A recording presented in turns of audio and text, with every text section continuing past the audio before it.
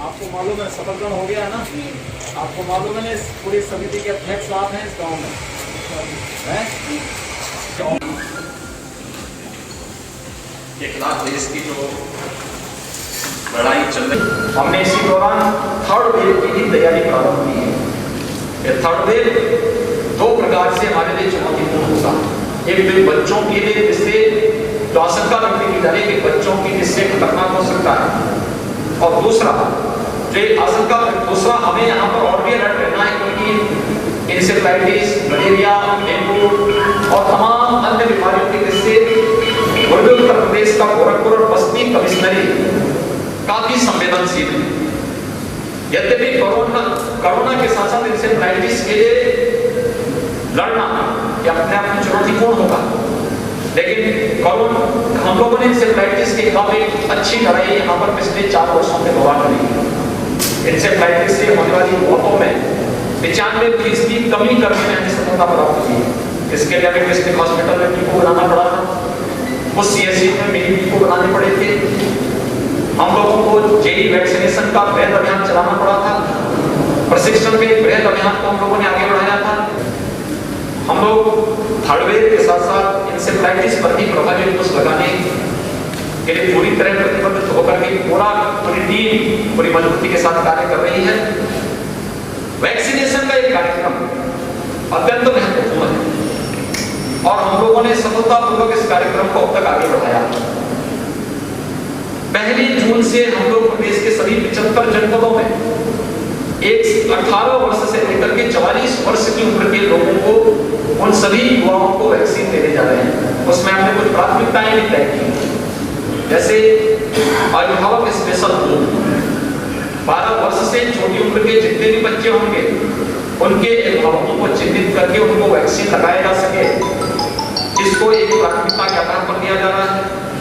न्यायिक अधिकारियों के लिए अलग से बूथ बन सके, जहां उनका निवास स्थल है उसके आसपास कहीं बन सके, इसको प्राथमिकता के आधार पर करने का प्रयास किया जा रहा है।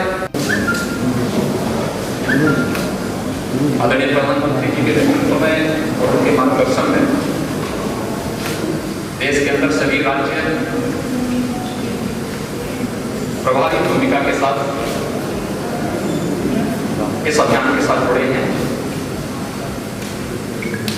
आबादी के हिसाब से देश की सबसे बड़ी आबादी का राज्य उत्तर प्रदेश है। उत्तर प्रदेश में हम लोगों ने प्रारंभ से ही ट्रेस, टेस्ट एंड ट्रीट के फॉर्मूले को स्वीकार करते हुए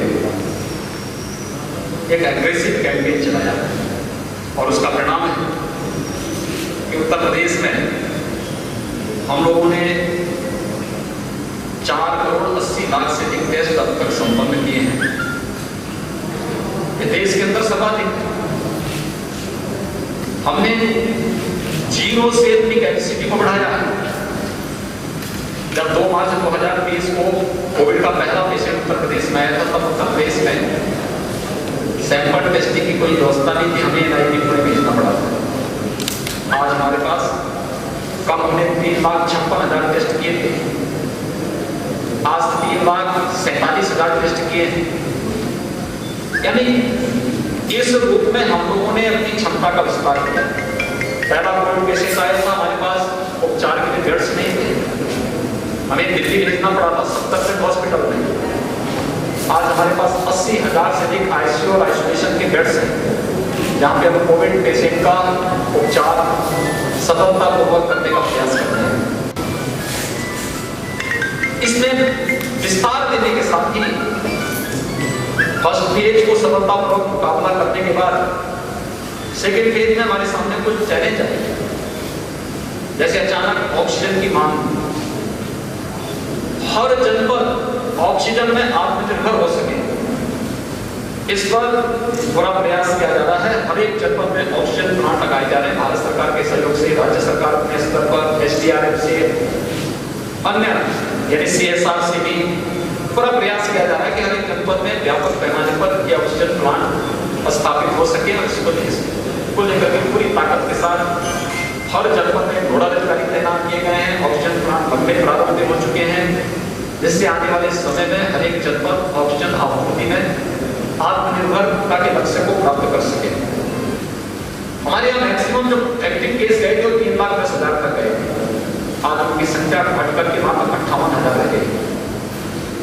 प्रदेश के अंदर 24 अप्रैल को जो पॉजिटिव केस आए थे 38,000 से निकाले थे, आज घट करके पिछले 24 घंटे के दौरान उत्तर प्रदेश के अंदर मात्र 3,200 पॉजिटिव केस आए हैं।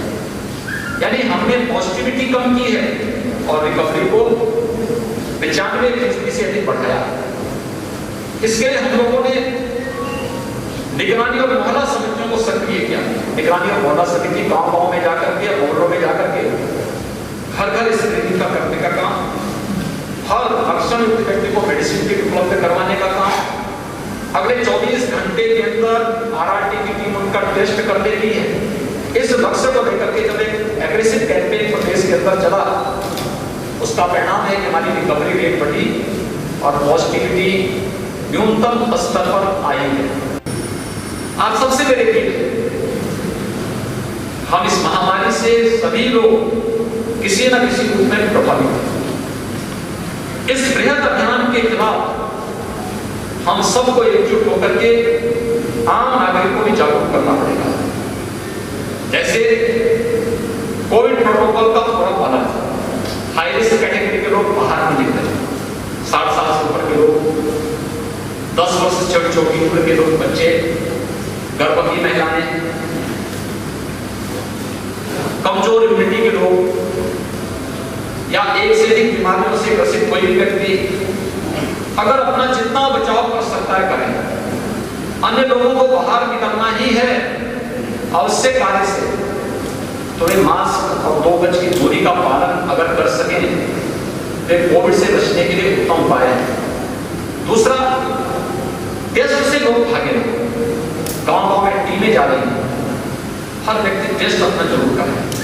ये टेस्ट उनको सुरक्षा प्रदान करने के लिए उनके घर तक उपलब्ध कराया जा रहा है। WHO ने उत्तर प्रदेश सरकार के इस अभियान की सराहना भी की, इसलिए हमें टेस्ट से भागना नहीं चाहिए। और तीसरा, वैक्सीन से भी हम भागेंगे। हमारी बारी जब आएगी हम वैक्सीन अवश्य लगाएंगे, क्योंकि ये वैक्सीन हमारा सुरक्षा कवच होगा। हम लोग इसको अगर जन जन तक पहुंचा करके प्रत्येक नागरिक को इसके लिए जागरूक कर सकेंगे, इस महामारी के खिलाफ ये जागरण एक बहुत बड़ा कार्यक्रम का हिस्सा होगा। मुझे यही आप सबसे कहना था। बहुत